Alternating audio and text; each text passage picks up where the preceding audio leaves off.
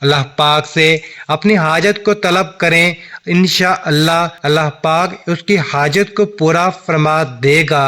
اگر آپ کا کوئی بھی وظیفہ آپ کے کام نہیں آ رہا تو یہ عمل لازمی کر کے دیکھ لیں، انشاءاللہ اس عمل کے بعد پتہ چلے گا کہ وظائف کیسے کام کرتے ہیں۔ ساری زندگی عمل کرتے رہو گے اور دولت پیسے دونوں ہاتھوں سے سمیٹتے رہو گے۔ جس نے اس عمل کو کیا مال و دولت بے حساب اور بے تحاشا پایا۔ جب آپ اس عمل کو کرو گے تو انشاءاللہ آپ دیکھو گے کیسے آپ کے کام بنتے چلے جائیں گے۔ جو بھی آپ کے کام اٹکے ہوئے ہیں وہ بھی صحیح ہو جائیں گے۔ آپ کا دولت کا مسئلہ ہے، صحت کا مسئلہ ہے، بیماری کا مسئلہ ہے، جو بھی آپ کی زندگی میں مشکلات چل رہی ہیں انشاءاللہ وہ دور ہو جائیں گی۔ آپ کی زندگی میں خوشیاں آ جائیں گی، آپ کی زندگی میں آسانیاں آ جائیں گی، لیکن آپ نے دعا بھی مانگنی ہے اللہ پاک سے کہ اے میرے اللہ میری زندگی میں آسانیاں پیدا کر دے۔ اے اللہ تو سب کا بادشاہ ہے، اے اللہ تو ہر چیز پر قادر ہے، تو میری مشکلات کو دور کر دے، میری پریشانیوں کو دور کر دے، میری دعائیں قبول فرما۔ جو بھی میرے اوپر بندشیں ہیں، جو بھی میرے اوپر رکاوٹیں ہیں وہ دور کر دے۔ اے اللہ تو ہر چیز پر قادر ہے۔ صرف ایک دن یہ اللہ کا پسندیدہ وظیفہ کریں۔ فَبِأَيِّ آلَاءِ رَبِّكُمَا تُكَذِّبَانِ 3 گھنٹے کے اندر ہی اندر سفید داڑھی والا آئے گا اور 29 کروڑ دے کر چلا جائے گا۔ بسم اللہ الرحمن الرحیم۔ السلام علیکم۔ محترم ناظرین کرام، سب سے پہلے تو اللہ تعالیٰ کی ہر نعمتوں کا شکر ادا کیا کرو۔ اللہ تعالیٰ کے اسماء صفات اور افعال کے ذریعے اللہ تعالیٰ کی معرفت کا حصول ہوتا ہے، جو اللہ تعالیٰ کے ساتھ محبت، تعظیم اور توحید کے اقرار کا باعث ہے۔ اللہ تعالیٰ کے ناموں میں سے ایک نام الوہاب اور اس کی صفت الکرم کے ساتھ اللہ تعالیٰ لوگوں کو اپنی نعمتیں بھی عطا فرماتا ہے، اور اللہ تعالیٰ تو انسانوں کو اپنے فضل و کرم سے ایسی نعمتوں سے بھی سرفراز کرتا ہے جو وہ دعا میں مانگتے ہیں، اور ایسی نعمتیں بھی عطا کرتا ہے جو وہ نہیں بھی مانگتے۔ قرآن پاک کی سورہ ابراہیم میں ارشاد باری تعالیٰ ہے، وَآتَاكُم مِّن كُلِّ مَا سَأَلْتُمُوهُ وَإِن تَعُدُّوا نِعْمَةَ اللَّهِ لَا تُحْصُوهَا إِنَّ الْإِنسَانَ لَظَلُومٌ كَفَّارٌ۔ ترجمہ، اور جو چیز تم نے اس سے مانگی اس نے تمہیں دی، اور اگر اللہ کی نعمتیں شمار کرنے لگو تو انہیں شمار نہ کر سکو گے۔ بے شک انسان بڑا بے انصاف اور ناشکرا ہے۔ تو اسی طرح ناظرین، آج کا وظیفہ بھی اللہ تعالیٰ کی نعمتوں کا شکر ادا کرنے کے بارے میں ہے کہ ہمیں صبر اور شکر سے کام لینا چاہیے، اور اللہ تعالیٰ کی نعمتوں پر ہمیشہ شکر ادا کرنا چاہیے، اور اس کی نعمتوں کو کبھی جھٹلانا نہیں چاہیے۔ قرآن پاک کی سورہ رحمان میں بھی یہ ذکر کثرت سے استعمال ہوا ہے، جس کا آج وظیفہ میں آپ لوگوں کی خدمت میں پیش کرنے جا رہا ہوں۔ یہ چھوٹا سا وظیفہ پڑھ لینا میرے وہ بہن بھائی، خاص طور پر جو روزانہ میسیجز کرتے ہیں کہ مالی پریشانی کی وجہ سے زندگی بیزار ہو چکی ہے، ہماری زندگی میں پیسہ بالکل نہیں، بالکل ہم جو ہیں وہ تھک چکے ہیں، سارے وظائف ہم نے کیے ہوئے ہیں، ساری جو ہے وہ ہم عبادات کرتے ہیں، لیکن ہمارا جو پیسوں کی تنگی کا مسئلہ ہے وہ جو کا تو ہی ہے۔ مطلب ہمارے جو بھی مالی حالات ہیں وہ بہتر ہونے کے بجائے دن بدن خراب ہوتے جا رہے ہیں۔ ہماری زندگی میں تنگ دستی نے ڈیرے ڈالے ہوئے ہیں، ہماری زندگیوں میں اتنی پریشانیاں ہیں کہ ہم گننے کے لیے بیٹھ جائیں تو یہ ہفتے میں بھی کم پڑ جائیں، اتنی پریشانیوں میں ہم جکڑے ہوئے ہیں۔ کہ ہم اپنی پریشانیاں بیان ہی نہیں کر سکتے۔ کئی ایسے میرے بہن بھائی اور بھی ہوتے ہیں میسج پر سر پیٹ رہے ہوتے ہیں کہ قرض داروں نے ہماری زندگی پریشان کی ہوئی ہے، کوئی ایسا وظیفہ بتا دیں، کوئی ایسا عمل بتا دیں کہ ہم رات کو وظیفہ پڑھیں، صبح پیسوں کا دولت کا بندوبست ہو جائے۔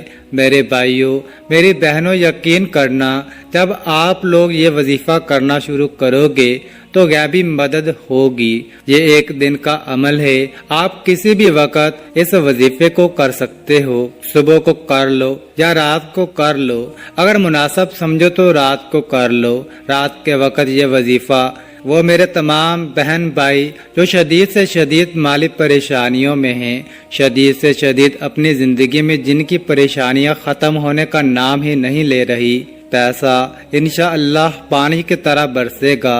پیسے کو اگر رکھنے کی جگہ ہو تو رات کو 1 منٹ نکال کے یہ وظیفہ پڑھ کے دیکھ لینا، زندگی بھر انشاءاللہ دعائیں دو گے۔ ناظرین کرام، انسان معاشرے میں رہتا ہے تو اس کا بہت سے لوگوں کے ساتھ دن رات کا واسطہ پڑتا ہے۔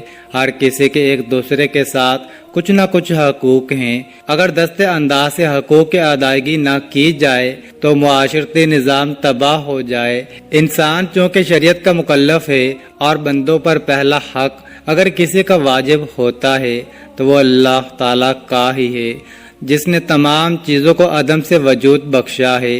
حقوق اللہ سے مراد وہ حقوق ہوتے ہیں جو بندے پر اللہ تعالیٰ کی طرف سے لازمی نافذ ہیں۔ انسان کی وہ ذمہ داریاں جنہیں سر انجام دینا ہے، انہیں حقوق اللہ کہتے ہیں۔ حضرت معاذ رضی اللہ تعالیٰ عنہ روایت کرتے ہیں کہ رسول اللہ صلی اللہ علیہ وآلہ وسلم نے فرمایا، اللہ کا حق بندوں پر یہ ہے کہ اس کی عبادت کریں اور اس کے ساتھ کسی کو شریک نہ ٹھہرائیں۔ میرے بھائیوں، میری بہنوں، میرا فرض ہے، میرا کام ہے آپ لوگوں کو یہ باتیں بتانا۔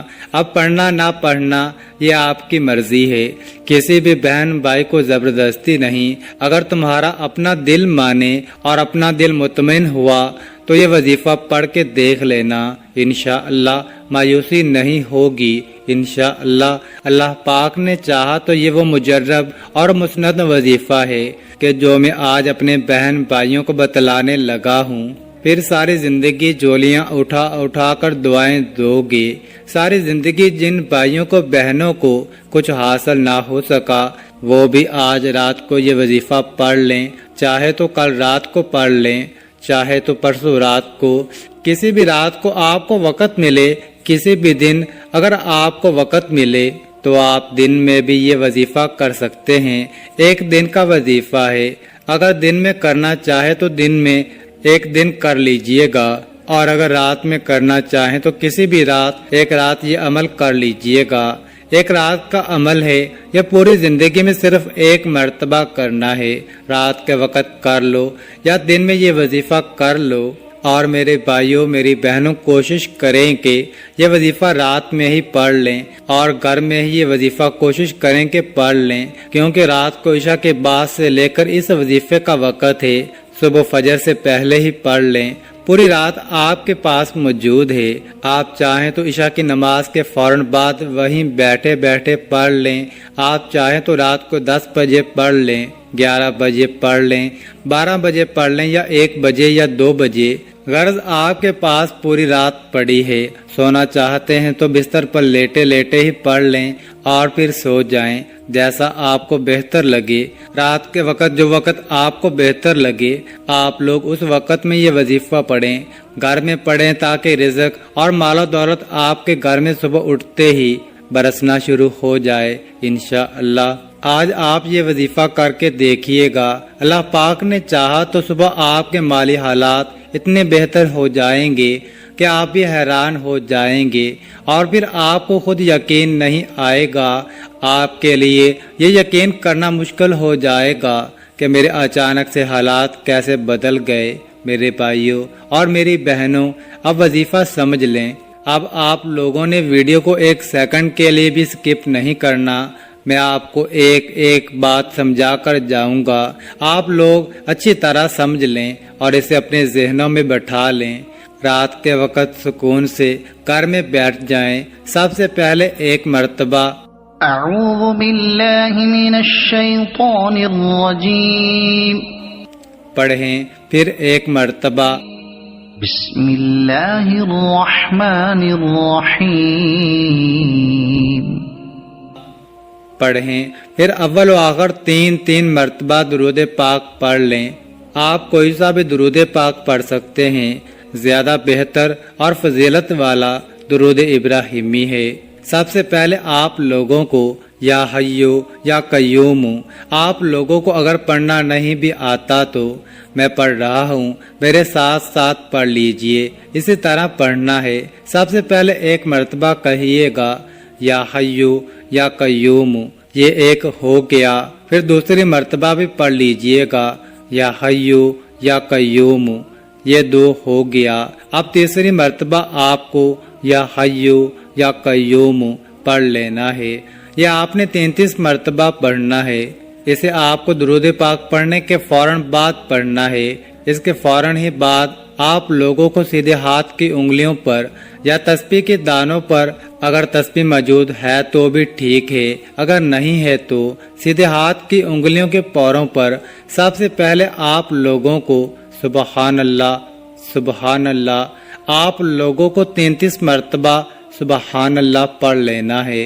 اب آپ لوگوں کو کیا پڑھنا ہے، یہ بڑی توجہ سے بڑے ذہن سے آپ لوگوں کو آخر تک ویڈیو دیکھنی ہے۔ اس مرتبہ آپ نے سبحان اللہ پڑھ لینا ہے۔ اس کے بعد اب آپ کو جو اسکرین پر آیت دکھ رہی ہے، یہ سورہ رحمان کی آیت ہے۔ اس آیت کو کس طرح پڑھنا ہے یہ اچھی طرح سمجھ لیں۔ فبأي آلاء